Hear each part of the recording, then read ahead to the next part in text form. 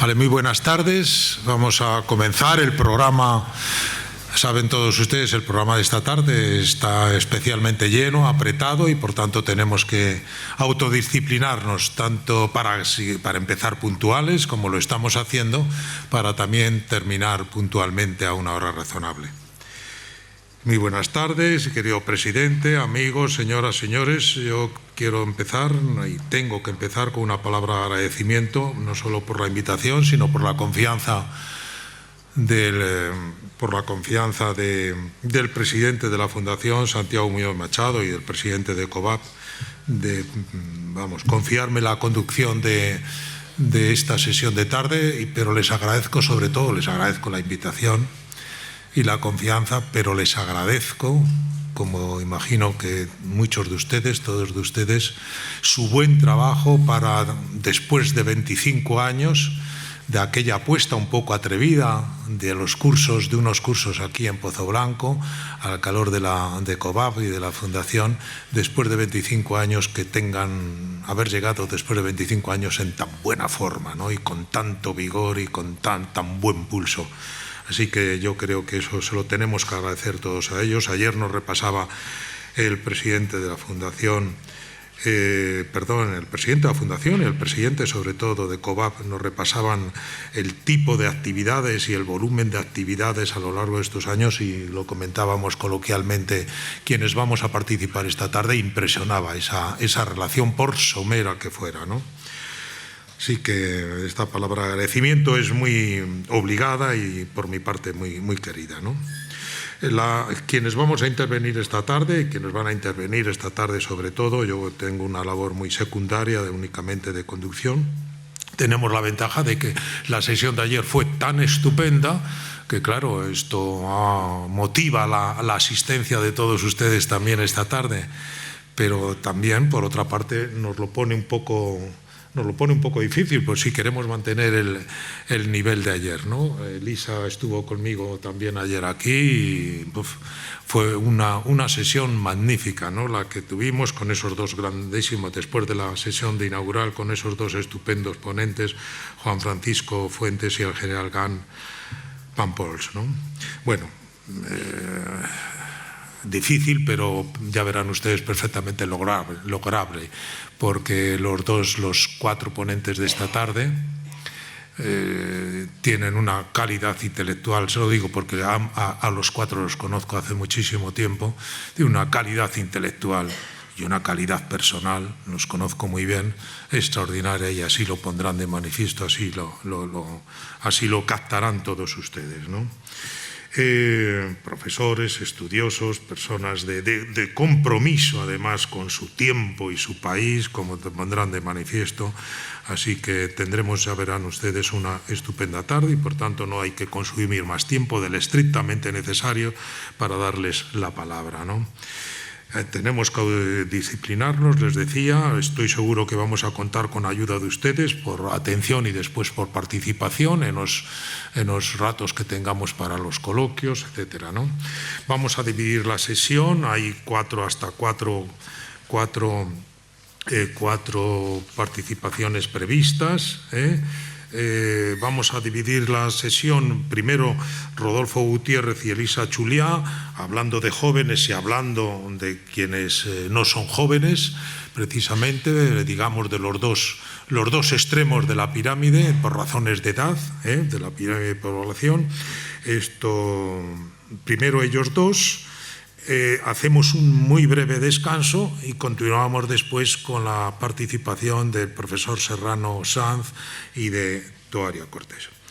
Así que esa es un poco, en principio, la división cómo hemos organizado la tarde, y ya verán, les anticipo y vuelvo a decir, ya verán qué buena sesión también nos procuran todos ellos. Primero Rodolfo Gutiérrez, como hemos dicho, y Elisa Chuliá. Tienen ustedes ahí en el programa, que está estupendamente, también el programa está estupendamente editado, tienen la reseña biográfica para no repetirlas. Los dos tienen una cosa en común: uno trabaja en la Universidad de Oviedo, otro en la Universidad en AUNED, uno ha trabajado como director de estudios en el Consejo Económico y Social de España. Elisa desde hace 15, 17 años es responsable de los estudios sociales de FUNCAR, la Fundación de las Cajas de Ahorros de España.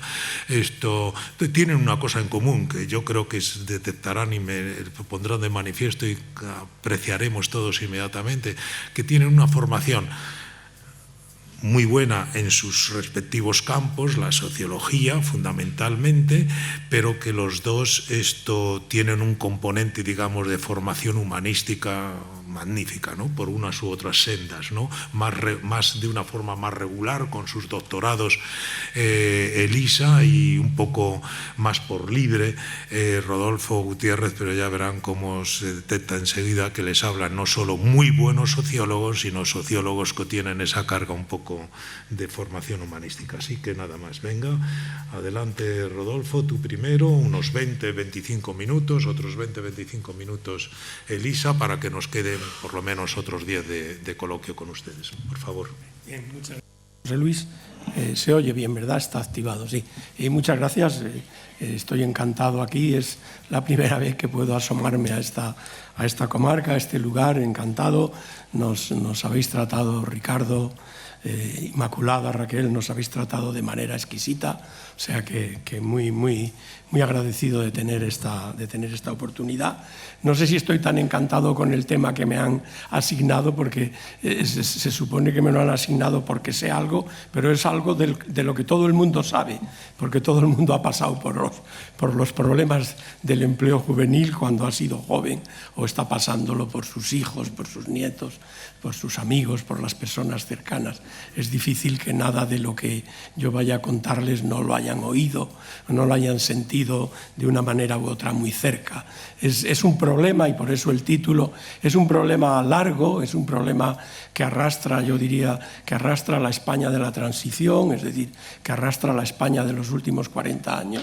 Si me permiten un juego de palabras un poco torpe, diría que el problema del empleo juvenil se ha hecho demasiado mayor en España.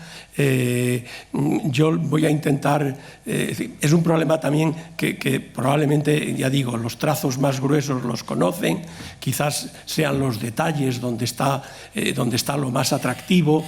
Pero bueno, voy a intentar mantenerme con trazos muy gruesos, trazos, se los anticipo, con un sesgo un poco negativo, con un sesgo un poco, digamos, dramático, pero creo que lo es, creo que es un punto de la historia de España o de la historia reciente de España en que este problema debe comenzar a revertirse. Voy a comentarles estos detalles, estos rasgos, de esta manera que pueden ver. Espero que es un recinto grande, incluso un poco que intimida un poco. Los académicos, la gente que nos movemos, medios académicos, solemos hablar en recintos más pequeños. Espero que lo puedan ver todos. Voy a comentarles 3 tipos de cuestiones. Una primera, digamos, los rasgos estos que llamaba de alguna manera más dramáticos, es decir, estos que han perdurado demasiado en el tiempo de la España reciente, en estas 4 décadas desde los años 80, y lo haré con una mirada muy comparada, siempre intentando ponerles un gráfico, espero que no sea demasiado abigarrado, que nos muestra a España en una posición excesivamente extrema, es decir, es de los aspectos de la vida social y económica de España en que aparecemos con trazos o en posiciones más extremas. Intentaré compensar esto con algunos rasgos más positivos. Intentaré finalizar con una reflexión un poco más, digamos, más especulativa, si quieren, que caracterice un poquito más este problema y que intente identificar dónde puede estar el aspecto más crítico o dónde puede estar la causa esa que lo ha hecho tan perdurable y quizás tan resistente a su solución. Hablaré en estos rasgos iniciales más negativos del nivel del empleo, de los niveles educativos, lo que ahí pueden ver, de la precariedad, de la emancipación, es decir, la transición del hogar de origen, del hogar paterno, a la formación de los propios hogares, del riesgo de pobreza. Estos 2 últimos, la emancipación y el riesgo de pobreza, son más bien consecuencia de las oportunidades, de los logros de empleo de los jóvenes. Luego hablaré de esos rasgos positivos. Vamos a ello, ya para no perder tiempo. Este gráfico aquí está todo creo que es sencillo. Fíjense solo en la línea negra, si quieren, son las personas de 25 y 29 años, es cuando ya todo el mundo, casi todo el mundo, ha salido del sistema educativo, quiere buscarse una vida independiente. Es yo creo el tramo en el que más hay que fijarse. Hasta los 24 años mucha gente en España, casi 1 de cada 2, sigue estudiándose. Fíjense cómo nos diferenciamos del resto del conjunto de la Unión Europea, nuestro marco comparable. ¿En qué nos diferenciamos? Nos diferenciamos en 3 cosas. El empleo juvenil es siempre mucho, el desempleo juvenil en este caso es mucho más alto, es mucho más variable, es muy cíclico y es mucho más distante del desempleo de los mayores. Es decir, somos una situación muy extrema, incluso más extrema que países que podían ser más próximos, Portugal, Italia es un poco más parecido, incluso Grecia, Francia. Es una situación muy extrema y una situación que se ha prolongado durante las 4 décadas. Solamente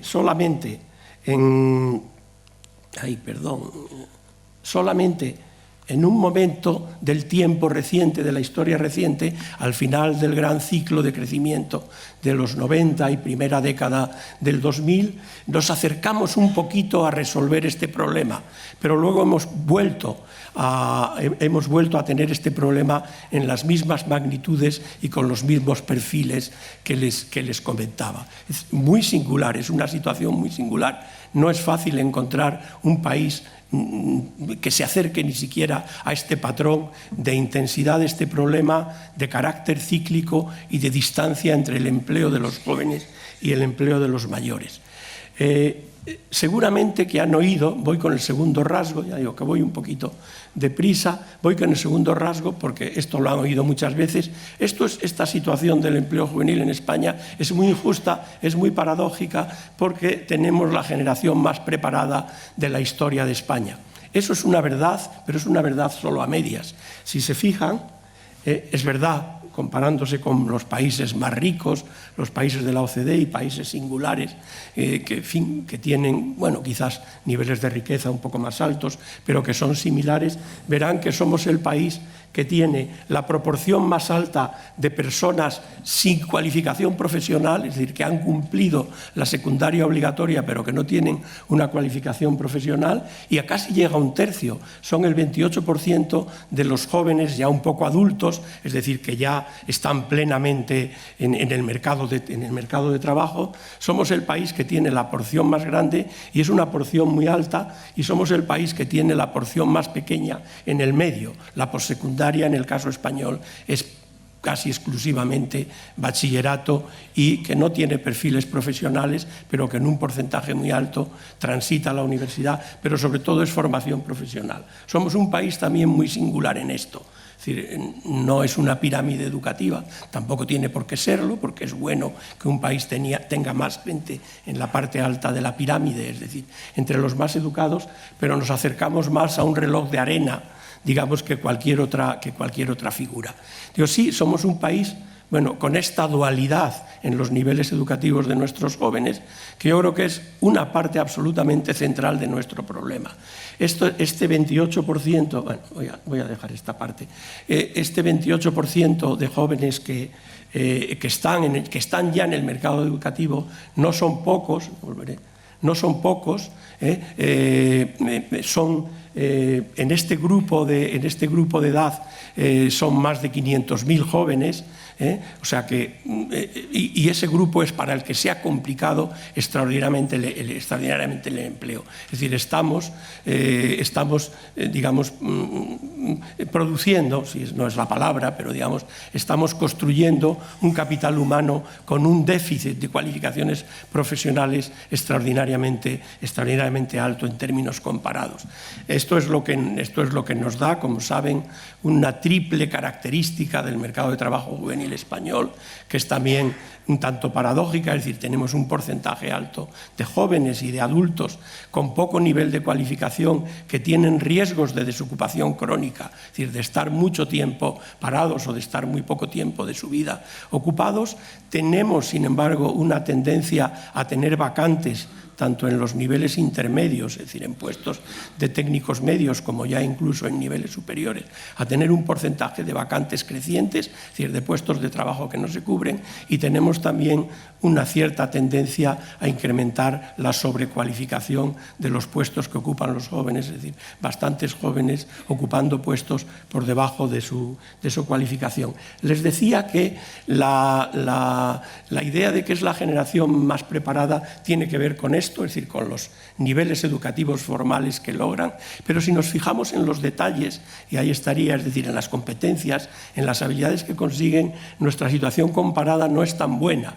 Esto lo habrán oído a veces también, estos resultados del informe PISA, es decir, esto tiene que ver con, digamos, con la calidad de los conocimientos que se consiguen en la educación secundaria. La situación del país no es,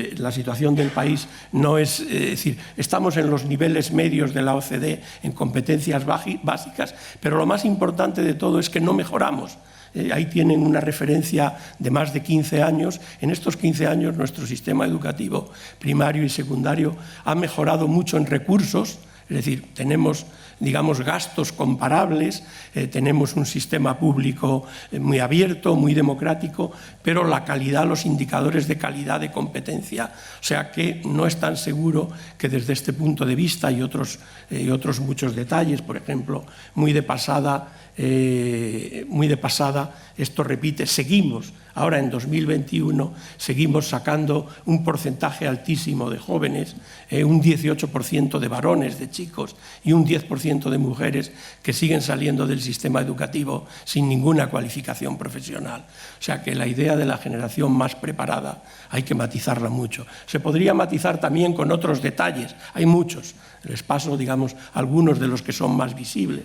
Somos un país, bueno, no estamos tan en el extremo, pero en el que la formación de segundas lenguas también es un déficit y es una de las competencias más valoradas por los mercados de trabajo en las fases de incorporación y de promoción y de consolidación de los jóvenes. O sea, habría muchos más matices, pero dejo un poquito esos detalles para seguir con estos rasgos extremos. El tercer rasgo. Bueno, aquí sí que somos muy extremos. Fíjense dónde está España en el conjunto de la UE, de los jóvenes ocupados que tienen situaciones que solemos llamar de precariedad laboral. Aquí la precariedad está definida como tener contratos temporales o contratos a tiempo parcial involuntario de personas que querrían trabajar más tiempo o trabajar a tiempo indefinido. Ahí seguimos en posiciones extremas. Bueno, algo del marco normativo ha cambiado recientemente, lo saben, hay una reforma laboral que ha entrado en vigor este año que tenía uno de los objetivos primarios, era corregir ese problema, y los indicios que tenemos es que no se está corrigiendo mucho. Ayer todavía había datos en los periódicos de que las contribuciones a la seguridad social del último mes, del mes de los ocupados en el mes de octubre, 4 de cada 10 ocupados, digamos, en el sector ocupados asalariados, es decir, no autónomos, 4 de cada 10 no contribuyen a tiempo completo, es decir, están contribuyendo en formas de tiempo temporal, fijo discontinuo, tiempo parcial. O sea que no parece que ese problema, que es ya histórico en el caso de España, es decir, ser uno de los países que tiene procesos de inserción laboral de los jóvenes con niveles de precariedad y niveles de retraso más altos, ya ven en niveles extraordinariamente extremos. Y eso ha afectado a todas las generaciones. Es decir, lo interesante de la precariedad o lo más dramático es que todas las generaciones de jóvenes en desigual nivel en función de su nivel educativo, los más educados algo menos, pero todos, independientemente de su nivel educativo, han sufrido estos procesos crecientemente extensos, es decir, que afectan a más jóvenes de precarización, incluso prolongándose a edades, digamos, ya de la primera etapa adulta, ya incluso de la posjuventud, es decir, edades cruciales para la formación de hogares, para la formación de familias. Bueno, este panorama se traduce claramente, es decir, el empleo es el corazón del problema, pero alrededor o como resultado de estos problemas de empleo, es decir, de niveles de empleo, de riesgo de desocupación por déficits educativos o de retraso de precariedad, lo que ha habido es un cambio extraordinario en las tasas relativas de rentas, de niveles de renta. Aquí lo vemos con los niveles de pobreza, pero fíjense, en 2008, al final del último gran ciclo de crecimiento, los mayores, es decir, las personas de mayores, tenían un riesgo de pobreza del 25%, los jóvenes del 18%. Al final de la crisis, de la gran crisis, de la gran recesión, los mayores habían reducido casi en 2/3 el riesgo de su pobreza. Es muy sencillo de entender. Quienes dependieron de las rentas públicas, de las transferencias sociales, del sistema público, del sistema de protección social, sus rentas estuvieron más protegidas que quienes dependían del mercado, de conseguir empleos y de los jóvenes. Los jóvenes casi aumentaron un 50% su nivel de pobreza. La gran recesión cambió radicalmente la relación relativa de rentas, es decir, de niveles de desigualdad medidos a través de este indicador del riesgo de pobreza.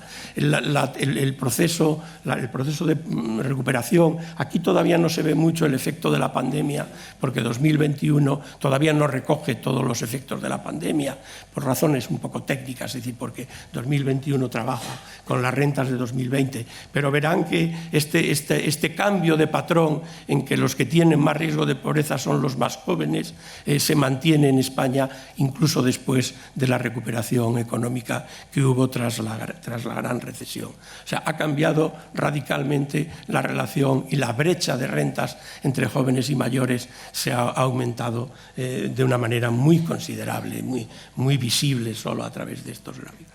Y ya la última cuestión de estos rasgos, digamos, más negativos o más extremos, es que claramente esta situación no ha hecho más que, de una manera muy continuada y muy persistente, retrasar los calendarios de formación de hogares, de emancipación y de formación de hogares de los jóvenes. Aquí parece que todos los países están muy igual, pero fíjense que la edad media en la que los jóvenes españoles dejan el hogar paterno está en 30, 31 años en varones y en mujeres, pero esos son 10 años más en el calendario de vida, 10 años más de promedio que la mayoría de los países del centro o norte de Europa con los que nos quisiéramos comparar, ¿no? Si miráramos todos los comportamientos de calendario, o sea, formación de hogares, formación de parejas, natalidad, todos no solo no se han detenido, sino que se ha prolongado ese proceso de retraso, ¿no? Bueno, Vamos con algo positivo hay que decir, y es que algo lo hay. Lo más positivo, aunque después comentaré que es positivo de alguna manera ambivalente, lo más positivo es que las generaciones de jóvenes que están entrando, que han llegado en esta década y las que van a llegar a la década siguiente, son generaciones mucho más pequeñas que las generaciones que salen del mercado de trabajo. Es decir, que mi generación, que la generación de muchos de ustedes, esto que llamamos con este anglicismo de los baby boomers, es decir, de la gran generación española de los 50 y de los 60. Fíjese, en el año 2000, fíjese la diferencia, los jóvenes en el año 2000, los jóvenes de esta cohorte de edad eran casi el doble de los que se jubilaban, de los mayores que se acercaban a la jubilación. Ya en la actualidad los jóvenes son un 80%, esa situación se va a mantener en el tiempo, pero se mantiene en el tiempo según las estimaciones, porque se espera que entren muchos jóvenes inmigrantes, porque entran predominantemente en estos tramos de edad. Aquí los matices, por ejemplo, los matices regionales, que en todo lo que tiene que ver con el empleo juvenil son muy importantes en España y que yo los descuido porque, en fin, nos iríamos a demasiados detalles. Pero claro, fíjese, en la tierra de la que yo vengo, Asturias, estos dos grupos de edad, los de 25-29 años ahora en Asturias, son el 48% de los que tienen 60 o 64 años. Es decir, por cada mayor que se jubila, por cada 2 mayores que se jubilan hay solo un joven. En Andalucía la situación es un poco diferente. Aquí los de 25-29 años son un 85% de los de 60-65 años. Pero en cualquier caso, todas las generaciones futuras de jóvenes, según esperamos, serán mucho menores. Por ejemplo, en 2030, que está ahí al lado, tendrán 500.000 efectivos menos que las de los mayores. O sea que en términos, digamos, si solo trabajáramos con datos gruesos, ya sabemos que son grupos diferentes, con niveles educativos diferentes, que aspiran a trabajos diferentes, pero eso abre y está abriendo una oportunidad, como está ocurriendo, y algo de lo que tiene que ver con el incremento de las vacantes, es decir, de los empleos que no se cubren, tiene que ver con este cambio demográfico que es muy intenso en estos 10 años y que se mantendrá aún suponiendo, ya digo, que estas proyecciones que acaba de hacer el INE son proyecciones que suponen que va a haber muchísimas entradas de inmigrantes en este grupo de edad.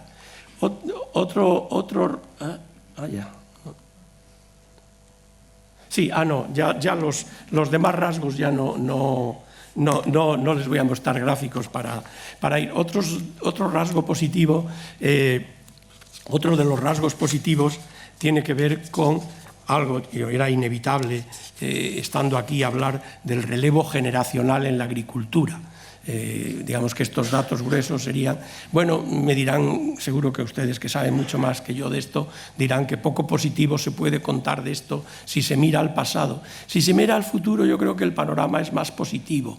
Ahora las cifras de autónomos en la agricultura están descendiendo, pero las cifras de empleadores y de empleadores jóvenes y de asalariados se están manteniendo en el conjunto de España, incluso aumentando. Se estima que en el sector agrario se generarán en los próximos, en lo que queda de aquí a en muy poco tiempo, casi en lo poco que queda de esta década, más de 200.000 oportunidades de empleo por la vía del relevo generacional.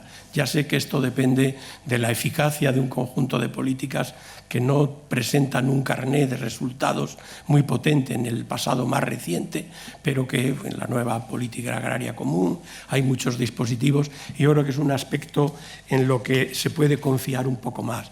El otro rasgo positivo yo creo que es cómo está cambiando el emprendimiento juvenil, es decir, la participación de los jóvenes en la creación de empresas. Eso está cambiando muy positivamente, no se cuenta tanto.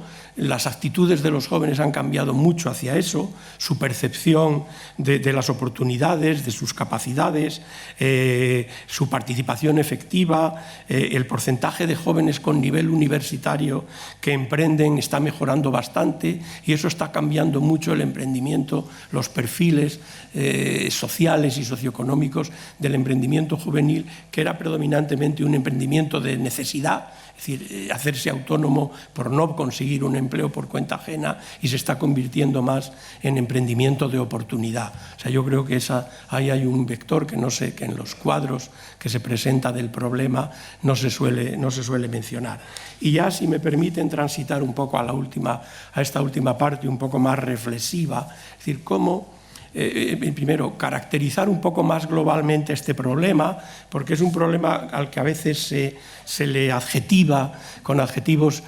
La situación objetivamente es negativa, es dramática, sobre todo por lo persistente, pero a veces se le adjetiva de una manera que, bueno, suena muy bien, que es como este adjetivo, esta expresión de, bueno, estas generaciones que han llegado en la última década o que están llegando en esta década complicada a la historia reciente de España, de la gran recesión, de la pandemia, además, la generación perdida. No hay una generación perdida, esta generación no está perdida, ninguna generación en España se ha perdido. Es cierto que en función del momento en que han llegado han tenido más o menos oportunidades, pero todas las generaciones se han recuperado después, es decir, con retraso se han recuperado, es decir, han igualado sus niveles de empleo en las edades más adultas. También a veces la generación perdida se asocia a que los jóvenes se han ido y que se han ido los mejores. Es verdad que se han ido una parte importante de jóvenes, pero las cifras no son tan dramáticas y una buena parte de los jóvenes que se van, es decir, que se han ido a trabajar a otros países del mundo, han vuelto y están volviendo. Entre los jóvenes muy cualificados de España y de todo el mundo, la movilidad internacional es ya un patrón. Sí que es cierto que en España hay cifras un poco poco mayores que en algunos otros países. Pero este es un patrón. Yo les digo a mis estudiantes de la Facultad de Economía que si quieren aprovechar sus capacidades, si quieren rendimiento, que verdaderamente les rindan a lo largo de su vida, seguramente tendrán que moverse, porque las empresas que les van a contratar son empresas que están por el mundo. O sea que estas generaciones no están perdidas, están aquí. Quizás hay el adjetivo perdido a estos jóvenes sin cualificación que cuando son muy jóvenes, es decir, cuando tienen 20, 24 años, 25, 29, pueden trabajar porque los servicios, es decir, camarero, no sé qué, es decir, quieren gente joven, ciertos trabajos comerciales, pero que luego a los 40 o los 45 años, si no han adquirido otra cualificación, sí que verdaderamente se convierten en generación perdida porque sus dificultades de ocupación son muy altas. De hecho, quien no tiene cualificaciones profesionales en España ahora mismo entre 30 y 40 años solo trabajan 1 de cada 2. Si hubiera que hablar de una generación perdida, sería de estos jóvenes que siguen saliendo del sistema educativo sin cualificaciones profesionales, y la parte de perdidos les ocurre más en adultos. Esto lo podría decir de otra manera, un poco más, digamos, no sé si más académica, pero quizás con adjetivos que a lo mejor habría que explicar. El problema del empleo juvenil en España no es generacional, no es de una generación, es un problema biográfico. Es decir, es un problema que les ocurre a la inmensa mayoría de los jóvenes en la etapa del ciclo juvenil. No es un problema que ha ocurrido un poco más a esta generación, pero es un problema de toda la transición a la vida adulta y de toda la transición al mercado de trabajo. Es un problema que el adjetivo que le conviene es biográfico, no es generacional. ¿Por qué este problema es tan persistente en la historia de España, en la historia reciente? Bueno, esto seguramente, así me permito enlazar, seguramente que Elisa hace referencia a esto, porque esto nos coloca totalmente en la relación, en la interacción, las relaciones intergeneracionales. Somos un país que ha construido una especie de pacto intergeneracional implícito en que características del mercado de trabajo, del sistema de protección social, del propio sistema familiar, son características que están muy sesgadas a favor de los mayores.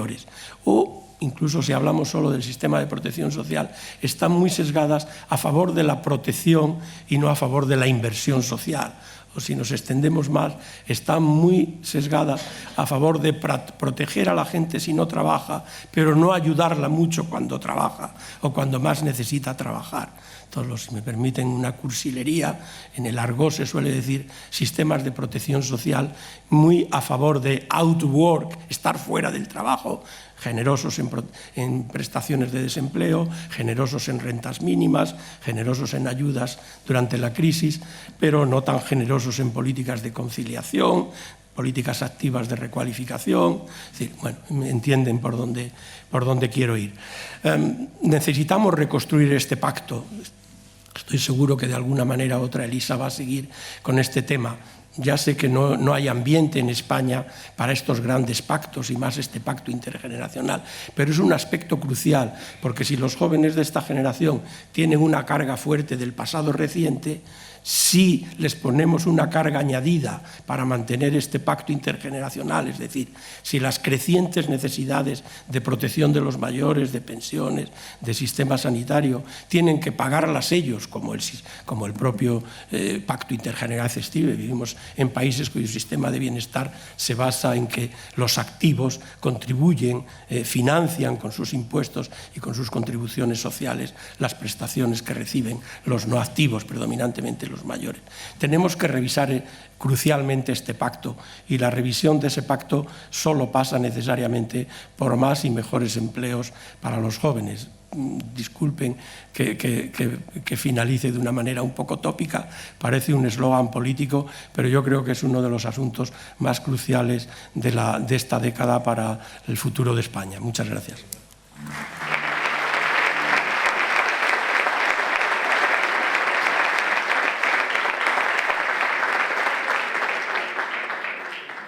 Gracias, querido Rodolfo, por contenido y también por el esfuerzo de concisión, porque el tema es muy amplio y tiene muchísimos flecos, ¿no?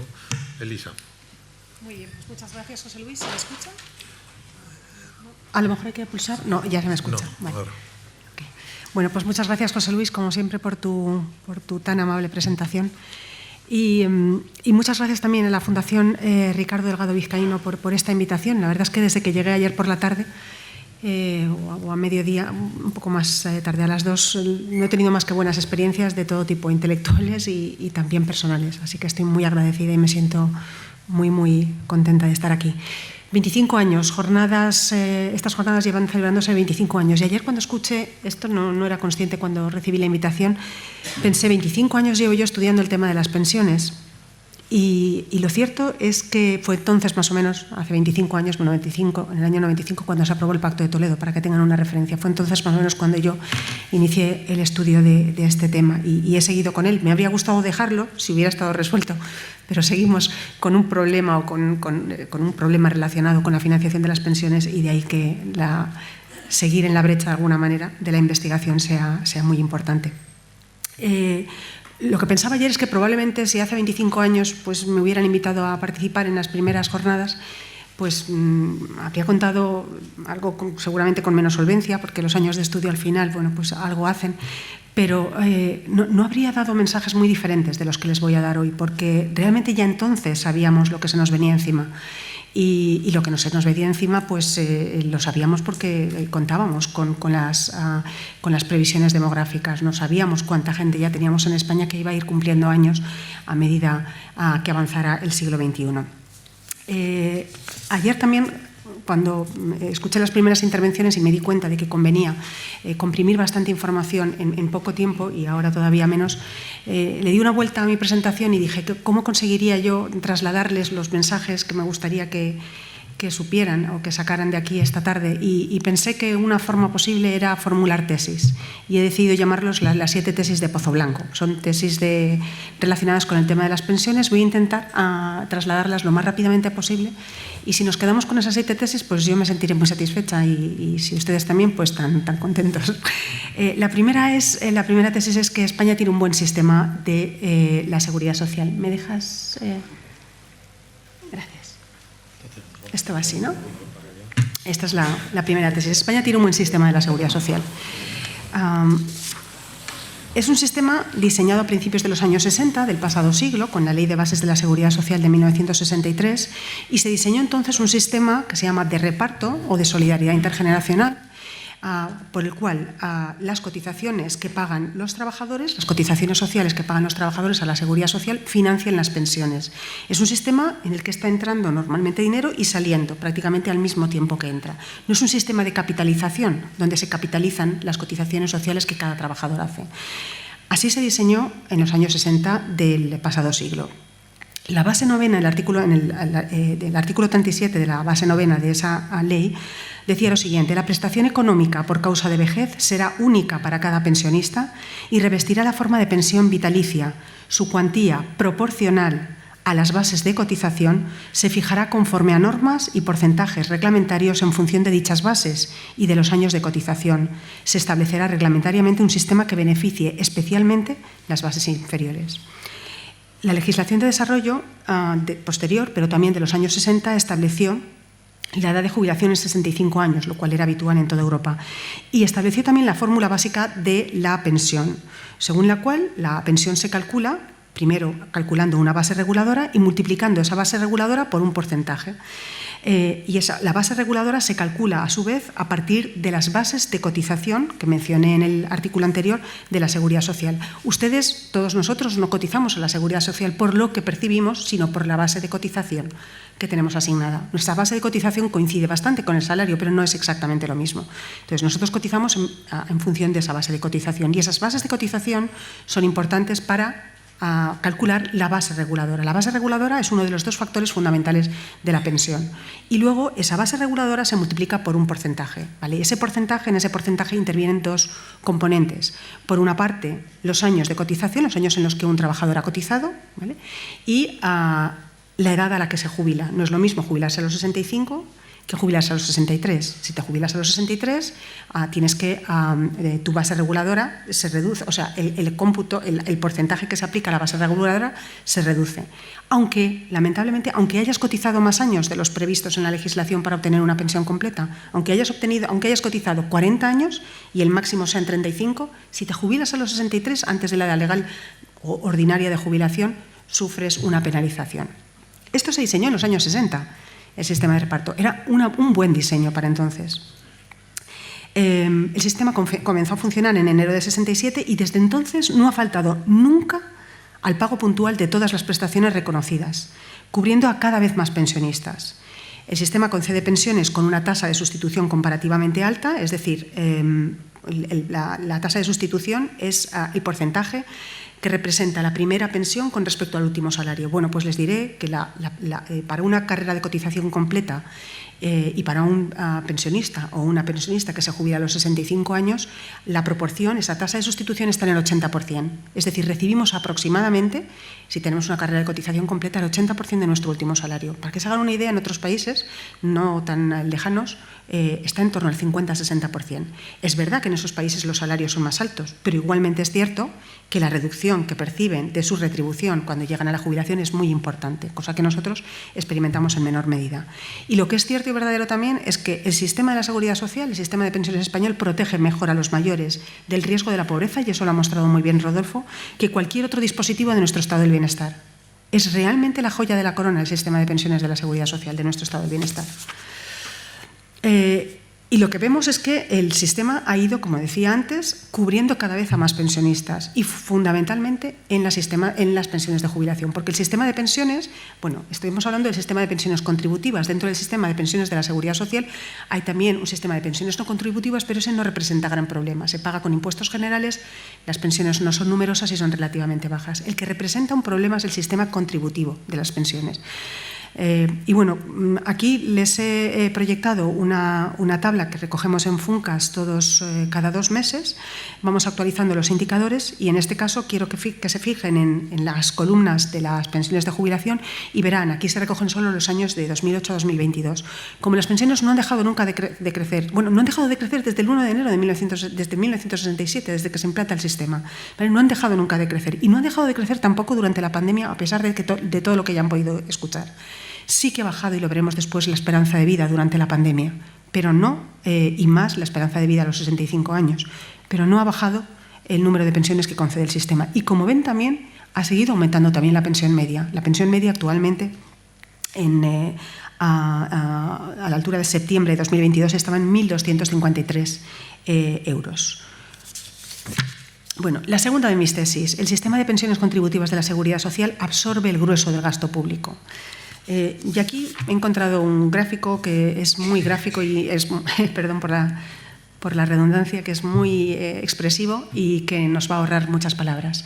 En España el gasto público supone aproximadamente un 50% de nuestro PIB, de nuestro Producto Interior Bruto, y el gasto en pensiones un 12% del PIB. Un 12% del PIB, no un 12% del gasto social.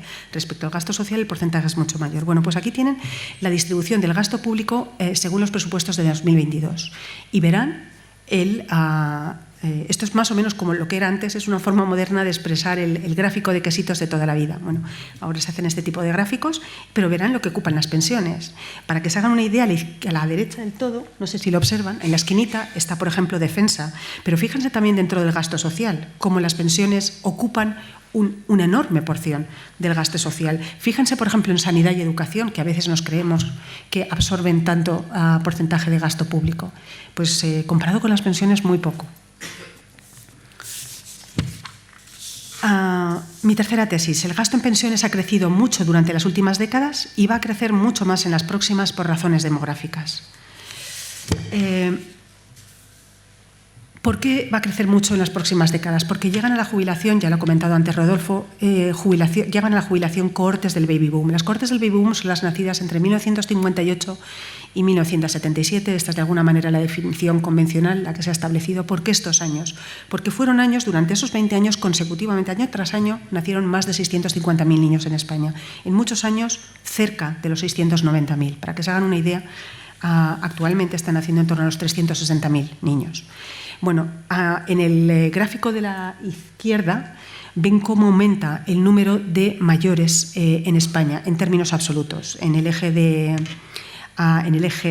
X tienen el número de personas de 65 años, con naranja más oscura las que tienen más de 80 años, y el aumento es imparable. Bueno, pues esto ya lo sabíamos hace 25 años, porque todos los que estamos aquí, tengo que decir que empieza en 1908, lo que vemos es cómo aumenta, pero todos los que estamos en el año 2022 habíamos nacido en torno a los años 50-60, entonces ya sabíamos que aplicando una esperanza de vida como la que entonces ya teníamos bastante elevada, íbamos a llegar a la jubilación. Y efectivamente, en el gráfico de la derecha ven ustedes la proyección del número de pensiones y cómo aumenta. Actualmente, en el 2022, tenemos aproximadamente, se acercan ya a los 10 millones de pensiones. Bueno, con las de clases pasivas y con las no contributivas son 11 millones de pensiones lo que tenemos, ¿no? Bueno, pues se calcula que para el 2050 tendremos aproximadamente 15 millones de pensiones. Esto que ven en azul oscuro es lo observado, y lo cierto es que por debajo del azul oscuro verán un azul claro. Eso eran proyecciones antes de 2012, es decir, lo que nos muestra este gráfico es que las proyecciones que se hicieron acerca del aumento de las pensiones de jubilación sí han sido bastante certeras, de tal manera que cabe pensar que la desviación de los datos observados respecto a los datos proyectados sea relativamente pequeña a medida que pasen los años. Es decir, cabe pensar razonablemente que hacia 2050 tendremos 15 millones de pensionistas. ¿Por qué? No solo porque los baby boomers se van a incorporar al sistema de la seguridad social como pensionistas, sino porque entre los baby boomers somos muchas las mujeres que hemos trabajado y tenemos derecho a una pensión contributiva, no solo de viudedad, sino contributiva y de viudedad si viudamos. Tendremos además muchas personas pensiones concurrentes, porque tenemos derecho a la seguridad social de momento, da derecho a tener 2 pensiones, siempre que no excedan el límite. Luego habrá muchas mujeres pensionistas de jubilación y, si se quedan viudas, pensionistas de viudedad. Por otra parte, habrá muchos hombres pensionistas de viudedad, aquellos que pierdan a su pareja o a su esposa, siempre que ella haya generado derechos de pensión de viudedad.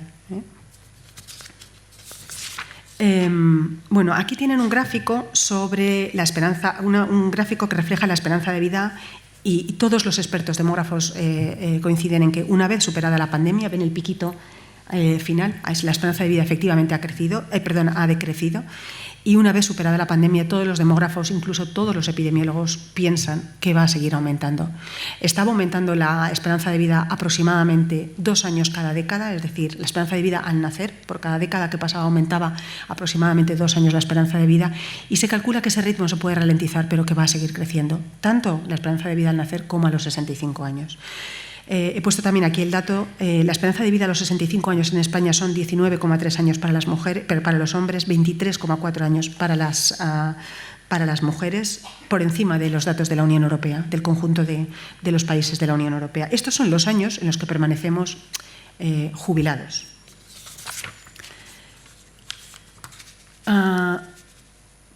Sí, aquí tenemos, decía que el sistema de pensiones ha crecido mucho el gasto en pensiones ha crecido mucho durante las últimas décadas, y aquí ven las 2 líneas, cómo los ingresos contributivos de la seguridad social, es decir, los ingresos por cotizaciones sociales, no consiguen cubrir ya exactamente desde 2011 los gastos contributivos de la seguridad social. ¿Qué se hizo desde entonces? Recurrir al Fondo de Reserva de la Seguridad Social, que se había dotado para cuando llegáramos las generaciones o las cohortes del baby boom al sistema de pensiones, pero no han llegado todavía prácticamente las cohortes del baby boom al sistema de pensiones, porque quienes nacieron en 1958 se jubilarán el año que viene, a partir del año que viene, habrán cumplido 65 años el año que viene, y ya el fondo de reserva está vacío. Había 70.000 millones de euros aproximadamente en 2011, actualmente tiene 2.000 millones de euros. Va a crecer ahora con el mecanismo de equidad intergeneracional, que implica que las aportaciones añadidas, las aportaciones que suben ahora a partir del 1 de 2023, se aportarán al Fondo de Reserva de la Seguridad Social, pero aún así, hasta que lleguemos a la cifra de 70.000 millones de euros, faltan muchos años. Y siguiendo también con esta tesis, que seguramente esta tercera tesis es la más mollar, pues lo que tenemos es que los expertos, los economistas que trabajan sobre estas cuestiones nos dicen que va a aumentar el gasto público en pensiones en términos del Producto Interior Bruto. Y ellos calculan incluso cuánto va a aumentar y cómo se descompone ese gasto. Y el aumento fundamental, hay que decirlo, es por revalorización de las pensiones. Y hay que decir que estas proyecciones sobre el incremento del gasto, que calculan que puede estar en torno a 2050, algunos dicen en torno al 15%, otros dicen en torno al 17% del gasto público, aquí no se tenía en cuenta que había subido la inflación tanto, que la inflación este año ha subido, casi se ha puesto en 2 dígitos, y que, de acuerdo con los presupuestos generales del Estado, las pensiones de la jubilación, las pensiones de la Seguridad Social se revalorizarán en aproximadamente un 8,5%. Igual hay una pequeña discrepancia en la décima, pero no creo. La cuarta tesis, el aumento de la población mayor va a provocar el crecimiento de otros gastos sociales, en particular de sanidad y cuidados de larga duración. Es verdad, ya lo hemos visto antes, que estas no son partidas que absorban tantísimo gasto social como las pensiones, pero sí que absorben gasto social, y ya conocen ustedes las demandas crecientes para que mejoren los servicios sanitarios. Bueno, aquí tenemos unos gráficos. Este gráfico a mí me parece impresionante, el de la izquierda, son las tasas de morbilidad hospitalaria por 100.000 habitantes. Lo que pueden ver, y abajo, en el eje de abscisas, lo que tienen son los grupos de edad. Lo que pueden ver es que los ingresos hospitalarios se concentran o bien en el primer año de vida, en los primeros años de vida, pero realmente en el primer año de vida, o bien cuando uno es mayor. Pero claro, es que a edades avanzadas es cuando crecen los ingresos hospitalarios. Luego, por ejemplo, una sociedad envejecida en la que haya muchos mayores en términos absolutos va a ser una sociedad que necesite muchos recursos para financiar la sanidad, ¿no? Por no hablar también de los gastos relacionados con los cuidados de larga duración o dependencia, que los llamamos aquí. Bueno, según las proyecciones y proyecciones prudentes, también estos van a aumentar. No van a aumentar en la misma medida que las pensiones de jubilación, pero van a ser gastos añadidos. La quinta tesis. Financiar el creciente gasto social no va a resultar nada fácil y tendrá costes para la sociedad. Y aquí hay que plantear varias preguntas y convendría debatirlas, aunque no lo hemos conseguido en estos 25 años. Y creo que ese es el mayor fracaso del Pacto de Toledo. Bueno, del Pacto de Toledo. ¿Qué hacemos? Es verdad que no va a ser fácil financiar las pensiones. Ya les he contado cuál es el escenario demográfico. ¿Trabajamos más y nos jubilamos más tarde? Por supuesto. No queda otro remedio. Vamos a tener que trabajar más y a jubilarnos más tarde. Mientras trabajamos más, cotizamos a la Seguridad Social y, de paso, se acorta el periodo durante el cual somos jubilados. Luego, esa es una medida que ya está impulsando también este Gobierno y todos los que han venido, todos los anteriores también y todos los que vendrán. ¿Aumentamos las cotizaciones sociales y los impuestos? Pues seguramente también hará falta. De hecho, el mecanismo de equidad intergeneracional, que sustituye al factor de sostenibilidad, el mecanismo de equidad intergeneracional que ha aprobado el actual Gobierno, y que realmente tiene problemas importantes porque ya la Comisión Europea está empezando a expresar sus dudas sobre la eficacia de este mecanismo, lo que implica es un aumento de las cotizaciones sociales. Y habrá también en algún momento que aumentar los impuestos, porque cada vez más se necesitan crecientes transferencias de los impuestos generales del Estado a la Seguridad Social. Es decir, cada vez más se precisan impuestos generales para financiar gastos contributivos de la Seguridad Social. ¿Aumentar la inmigración? ¿Eso es una solución? Pues sí, según el Gobierno, esa es la solución. Aunque, fíjense que estamos hablando de que el año que viene entran los primeros miembros de la primera corte de baby boom en el sistema de la Seguridad Social. Sí es que han entrado a los 65 años. Algunos habrán entrado antes de los 65 y ya estarán en el sistema. Pero aquí no hay debate sobre la inmigración. No sabemos ni cuántos inmigrantes, ni qué tipo de inmigrantes necesitamos.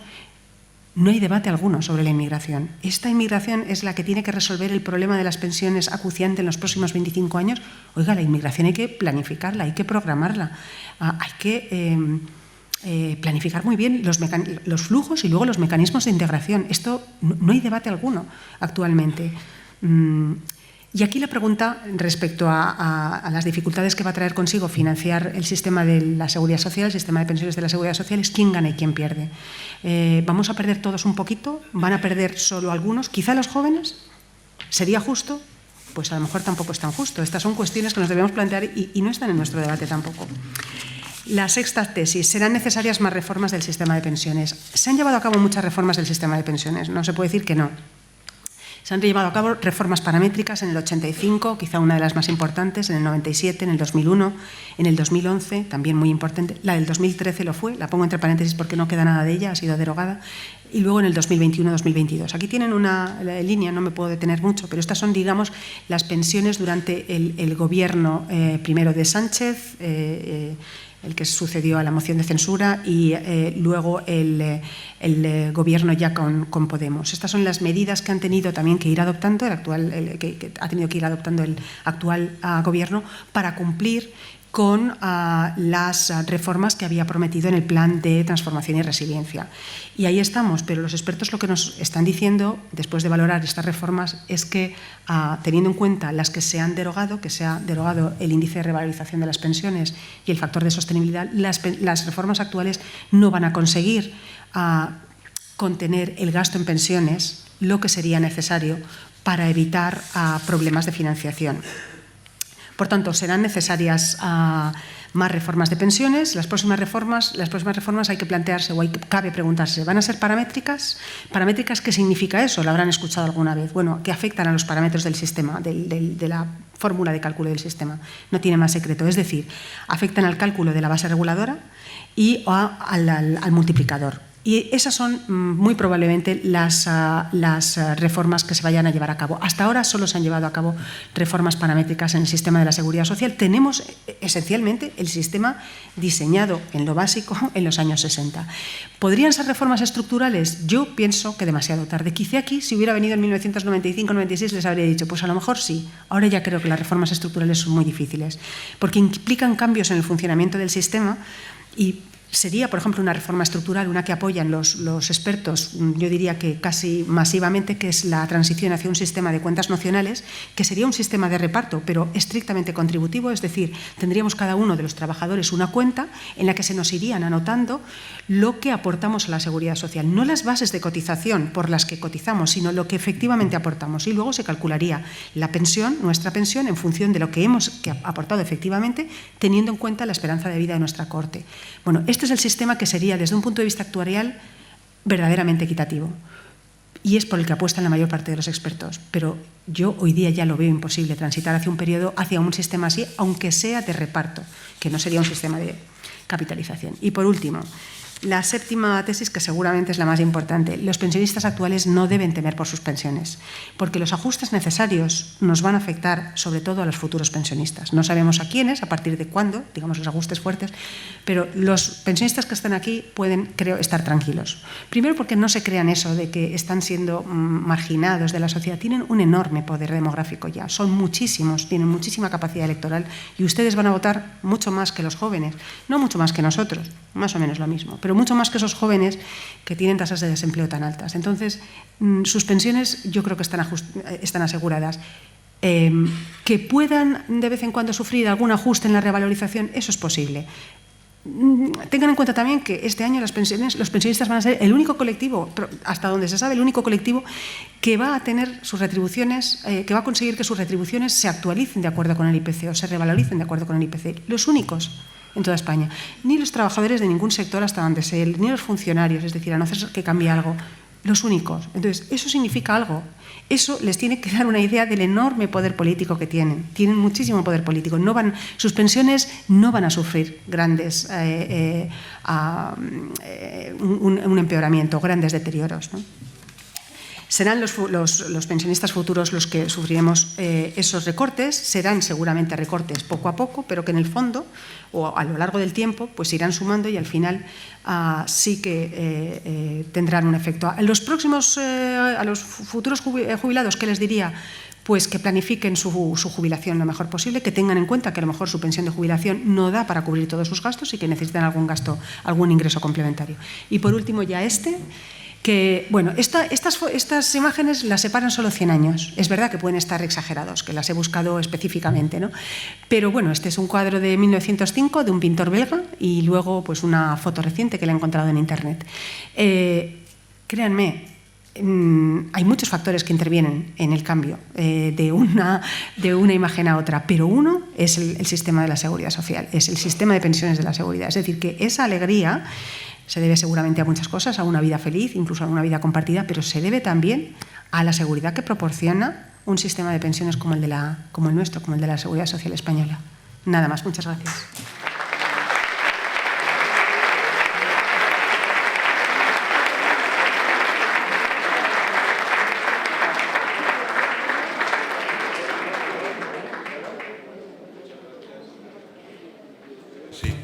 Muchas gracias, Elisa.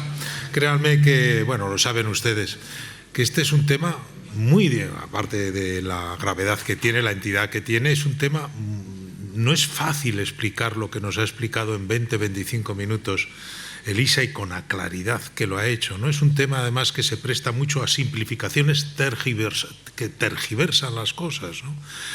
Y realmente es el esfuerzo de claridad y de síntesis es admirable, Elisa. Yo te lo he oído otras veces, pero hoy has estado fantástica, ¿no? Y bueno, y además va a contribuir al buen nombre y a que se proyecte todavía mucho más el nombre de Pozo Blanco y de la Fundación y de nuestra fundación, ¿no? Y de las jornadas, porque a partir de ahora ya verán cómo se empieza a hablar de las 7 tesis sobre pensiones de Pozo Blanco, ¿eh? Muchas gracias. Vale, tenemos...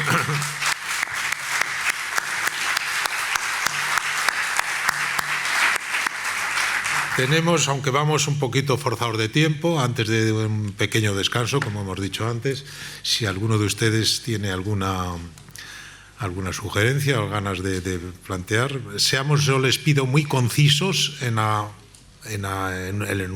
enunciar la pregunta correspondiente o la cuestión correspondiente para no podemos tener más de 6-7 minutos, por favor.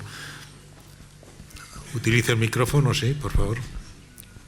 Sean muy breves, por favor. Sí, quería agradecerle a los dos porque creo que han sido precisos, orientadores y hasta esperanzadores. De verdad, muchas gracias. Ay, qué bien. Y quería preguntarle a Roberto, en algún momento en la primera diapositiva puso la formación inicial con los ciclos formativos. Yo le preguntaba si usted no cree en los ciclos formativos cuando realmente estén bien formados, porque lo que nos movemos aquí en las zonas rurales vemos que ciclos formativos que estén adecuados a la economía de la zona generan mucho más empleo que todos los universitarios que haya. Entonces, creemos en los ciclos formativos. Y luego le quería decir, hablaba usted de la revisión de los pactos, y le pregunto eso, si no habría quizás que revisar el sistema educativo y crear ciclos formativos en la zona en la que se encuentre. Si es agricultura, si es ganadería, si estamos en Ubrique, cosas de piel, o sea, que se hiciera una reforma educativa y se viera. Y muchísimas gracias. Gracias, sí. Ya les decía yo al principio que tenía la sensación de que hablaba expertos, o sea, que son preguntas muy centradas y seguro que con mucha información detrás. No he entrado en ese detalle, he dicho que la zona fundamentalmente de la formación profesional era pequeña en el caso español, pero desde luego es la zona, la parte del sistema educativo que mejor se está comportando en dos sentidos. En el sentido de que está aumentando la participación de los jóvenes en la formación profesional, digamos que la experiencia de la gran recesión, digamos del ciclo de crecimiento, que muchos jóvenes dejaron la educación porque había oportunidades de empleo, la experiencia de la recesión, digamos que los jóvenes han tomado una lección, también la experiencia de lo que está pasando con los títulos universitarios, está mejorando mucho en participación, está mejorando también en calidad por la extensión de la formación dual. Quizás no está mejorando tanto en un aspecto, estoy hablando en términos generales, no está mejorando tanto en esa necesaria flexibilidad en el diseño de ciclos para adecuarlos más a necesidades más recientes o a necesidades más de un territorio, y está mejorando mucho su empleabilidad. Ahora en España se puede decir rotundamente que la empleabilidad de los que tienen formación profesional, en general, hay unas pocas titulaciones que no van tan bien, pero todas las titulaciones, bueno, están las titulaciones relacionadas con la sanidad, que ya sabemos que van bien, pero todas las titulaciones industriales van bien, y buena parte de las vacantes que hay, de esas vacantes de empleo, ofertas de empleo que no se cubren, tienen que ver con títulos industriales, incluso de la construcción, o sea, y la empleabilidad de esos está igualando a la mejor empleabilidad de los universitarios. Lo que está pasando en los universitarios respecto a la FP es que la empleabilidad de los universitarios está variando mucho por sus títulos.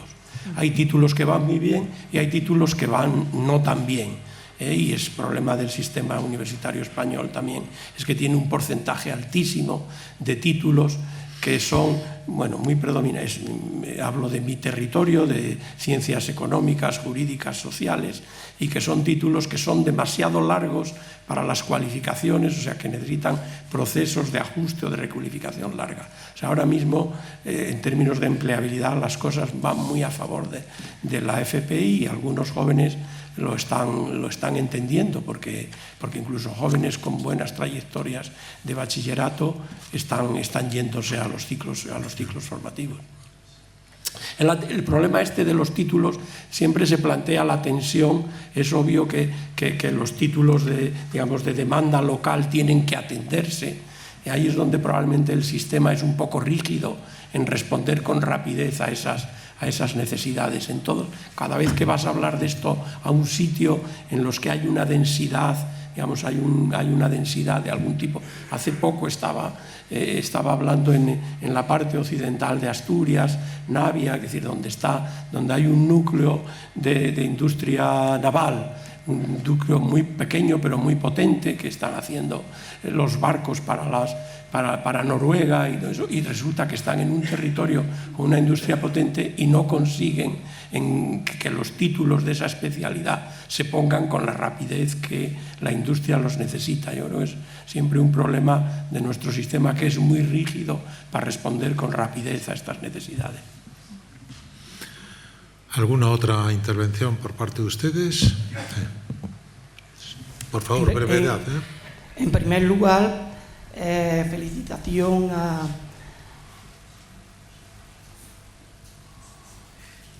todos los ponentes y a la Fundación. Y la pregunta mía va dirigida expresamente a la profesora doña Elisa. Estamos en una España donde falta muchos niños, hay un envejecimiento grande y vamos a tener problemas, no los actuales pensionistas, sino los futuros, como bien ha dicho ella. Entonces, pienso que un problema grande es la falta de apoyo a la familia. A la profesora doña Elisa, que ha estudiado este tema, le pregunto directamente si ella encuentra alguna solución a este problema para sugerírselo al gobierno actual y a los próximos gobiernos. Muchas gracias. No, muchas gracias a usted por la pregunta. A todos nos encantaría que los gobiernos, el actual en particular, atendiera más a las investigaciones, a los resultados de las investigaciones que llevamos a cabo en esta materia. La verdad es que nos da a veces la sensación de que son dos mundos diferentes y que nuestros mensajes llegan en muy escasa medida. Otra cosa es cuando se convoca una comisión de expertos, que bueno, se convoca una comisión de expertos y a veces más o menos independiente, para avalar decisiones ya previamente, de alguna manera diseñadas o por lo menos ideadas. Pero realmente ahí a mí me decepciona también la capacidad tan escasa que tenemos de llegar con nuestras investigaciones y nuestras, de alguna manera, indicaciones o prescripciones a quienes toman las decisiones políticas. Pero me parece que ha dado en el clavo con respecto a que la falta de apoyo a la familia es fundamental. El estado del bienestar español se caracteriza precisamente por apoyar muy poco a las familias. Lo ha dicho muy bien Rodolfo.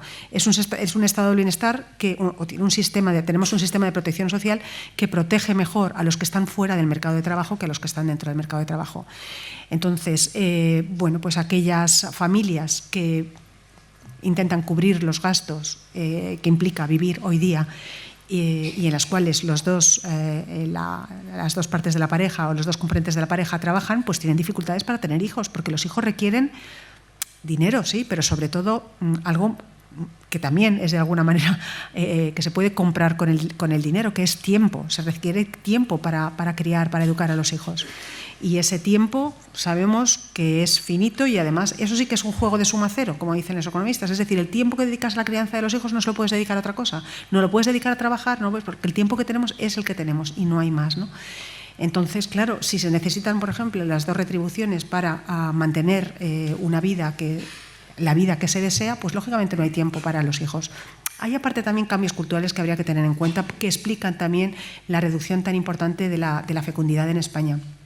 Pero es curioso, pero no dejan de estar relacionadas la baja fecundidad con este diseño del sistema de protección social o el diseño de nuestro estado de bienestar tan orientado hacia los mayores. Si nuestro estado del bienestar tuviera más en cuenta las necesidades de la población joven y de aquella población ya insertada en el mercado de trabajo, ya extrayendo rentas del mercado de trabajo, pero necesitada de apoyo para criar a sus hijos, yo creo que aumentarían algo los índices de fecundidad. Digo algo porque ni siquiera, hoy lo comentábamos precisamente, ni siquiera estos países que hacen inversiones tan importantes en políticas natalistas como Francia, como Suecia, llegan a obtener índices sintéticos de fecundidad más altos de 1,8 aproximadamente. Claro, eso es mucho comparado con los nuestros, que es aproximadamente 1,1, 1,2. Pero aún así están por debajo de lo que se llama el nivel de reposición, que es el que permite mantener una población estable. Es decir, con nuestra fecundidad solo, España y la europea, la población decrece necesariamente. Por eso la inmigración es una opción. Y por eso sería tan importante debatir qué inmigración queremos y cómo planificamos su incorporación a nuestras sociedades. Bien. Pues a esto, si me permiten ustedes, y les pido colaboración, vamos a cortar ahora, como decíamos antes, les pido por favor su colaboración, nos queda todavía mucha materia, y no debemos de terminar más allá de las 8, por tanto vamos a darnos 7 o 8 minutos de descanso y volvemos a retomar la sesión. Muchas gracias.